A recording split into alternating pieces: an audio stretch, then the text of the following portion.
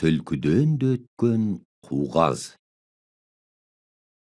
Түлкі бір күні оттап жүрген бір қазды ұстап алып, алдыңғы екі аяғымен басып тұрып, мазақ қылып, біраз азаптайын деп, мұртынан күліп, қаз, сенің қолыңа мен түссем, сен не қылар едің? Қаз сәл ойланып тұрып, не қылар едім? Белгілі емес пе?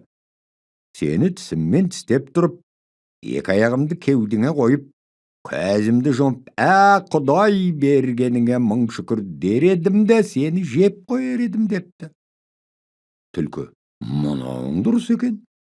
Мен де сені өзің айтқандай қылып жейін депті де, қазды тістеп, өзі шоңқиып отырып, алдыңғы екі аяғын кеудесіне қойып, көзін жұмып, Құдай дей бергенде қаз қанатын қағып қалып, қаңқылдап ұшып кете беріпті.